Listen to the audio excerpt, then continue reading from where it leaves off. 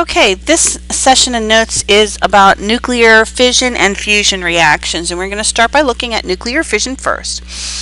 So we said in a normal nucleus, the nuclear force is very strong, the strong force, and it's holding the nucleus together, and it's stronger than the electromagnetic force of repulsion between two positive particles. So two protons are positively charged. Usually they would repel each other. However, a strong force in the center of the nucleus is overpowering that other fundamental force, and so the strong force is holding the nuclei together. But if for some reason we bombard the nucleus with something like another atom, we can actually push in or dent the nucleus, and when that happens, the electromagnetic force takes over, and the protons repel each other, and they crack or break the nucleus apart. The nucleus splits or fissures, which is where we get the name nuclear fission reaction. So the end products of a nuclear fission reaction are two new nuclei from the one broken nucleus, and free neutrons and energy. And the energy that is released is measured using Einstein's equation, E equals mc squared. So we create a tremendous amount of energy from an equation, from a reaction like this, because some of the matter is being converted into energy.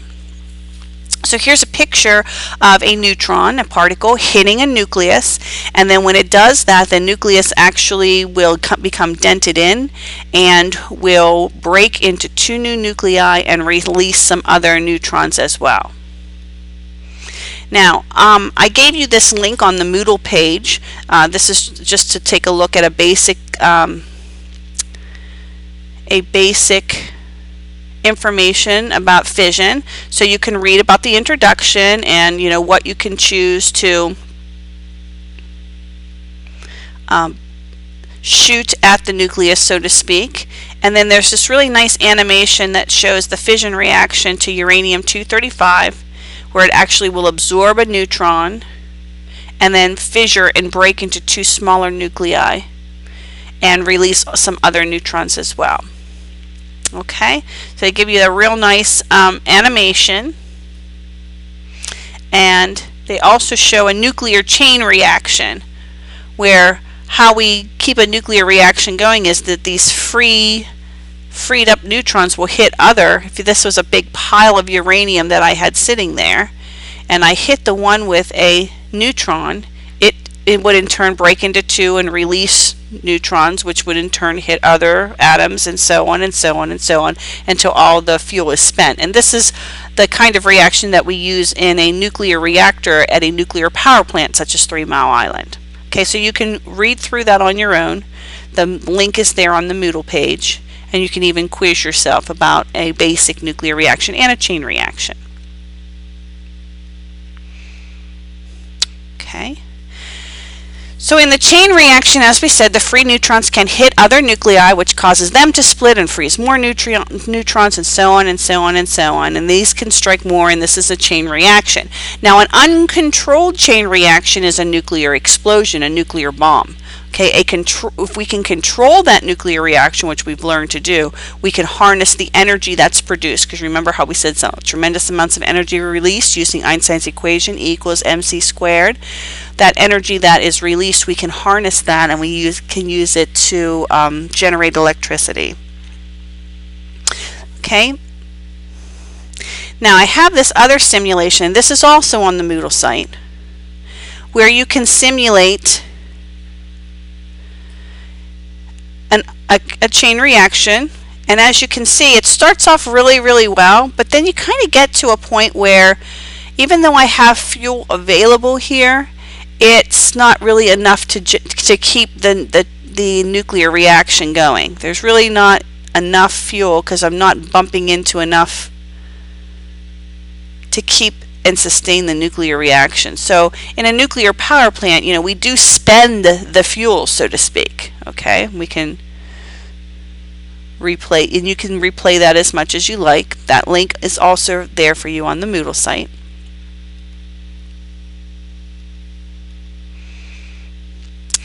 So let's talk a little bit about each of the parts of the nuclear reactor. We're going to be looking a little more closely at nuclear reactors a little bit later, but the most common fuel that we use is uranium-235. It's very unstable. It splits very readily. So we don't actually send uranium-235 in a train across the country to get to the nuclear power plant. We use uranium-238 because it's a little more stable. Okay, that's the kind of uranium that we mined out of the ground. So there's no chain reaction of nuclear reaction happening on Earth, because all of the uranium, most of the uranium that we find is this uranium-238. We then convert it to uranium-235 to use as fuel in power plants by a very top secret method that we don't want out there and shared with the rest of the world, because we don't want certain countries having nuclear capabilities. So that's all we will say about that. So nuclear reactions have to have what we call a critical mass. This is the minimal amount of mass or fusionable material that will sustain a chemical chain reaction. You noticed in that last animation that we did that eventually we got to a point where we had material there, but it wasn't really enough to keep the chain reaction going. We were below what we call critical mass. So one way that we can keep our nuclear materials from just kind of spontaneously going off and blowing us up is that you can take and separate the amounts of critical mass and only bring them together then when you're ready for the reaction to occur. That's what happens in nuclear weapons. You keep the critical mass apart and drive them together to explode or ignite the bomb. The critical mass is separated into what we call subcritical portions, so that there's no worry about it undergoing a uncontrolled chain reaction. And then during detonation, the small masses are pushed together, and that starts the chain reaction. Okay, and once you start that chain reaction, there really is no defense against it. I know that in the 50s, the 60s, they used to do nuclear bomb drills where you would, if you were in school, go under your desk and put your hands over your heads, but really that's not going to really help you all that much. Okay. The greatest difficulty in creating a controlled nuclear reaction is separating the uranium-235 from 238. And in nature, it's found in about a ratio of 1 to 140. So for every 1 gram, let's say, of uranium-235 that I find out in nature, I found 140 grams of uranium-238. So uranium-238 is much more prevalent. Now, some peaceable uses of the technology: nuclear fission reactions and breeder reactions.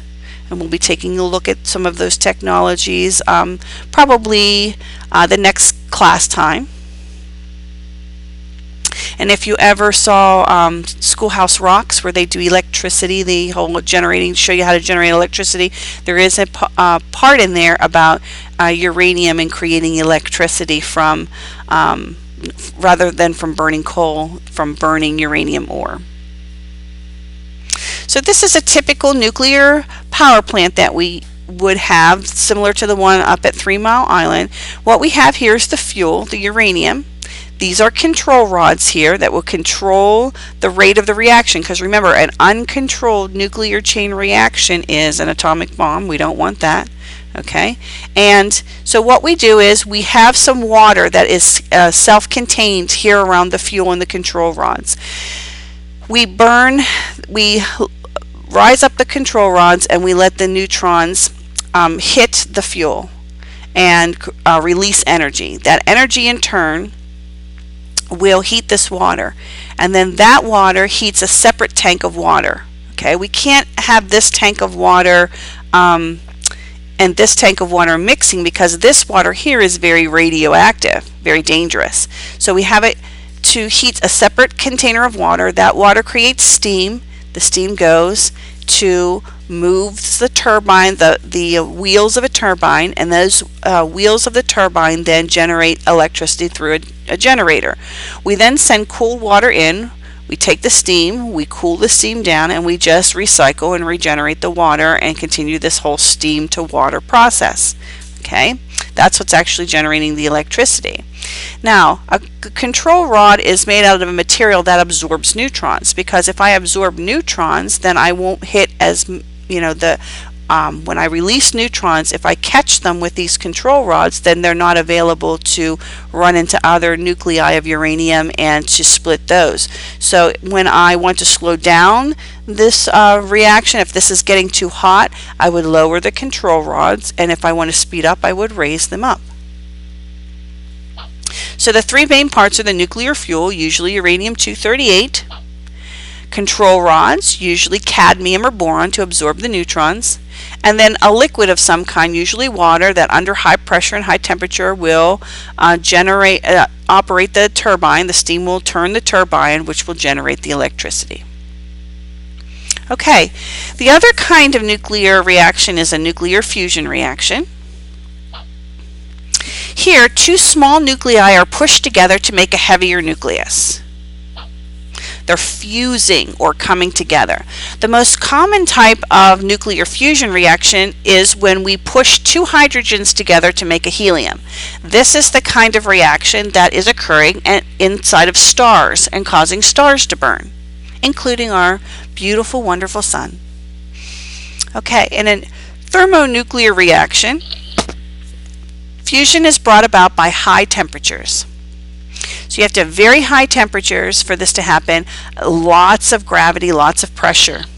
So at the center of stars, it's very hot, the pressure is very high. We can overcome that repulsion that if we're bringing two protons of helium together, right? Helium nuclei is just one proton and one proton coming together. I can push them together with a great deal of force. There's a lot of pressure due to gravity in the center of the sun. It's very hot, so the protons are moving very quickly, and I can push them together, overcome the electromagnetic force of repulsion, and fuse them together. And they create a more tightly bound nuclei. In the process, we lose some mass because it's converted to energy using the equation E equals mc squared again. This is the same type of reaction that we have in a hydrogen bomb. Okay, that's it.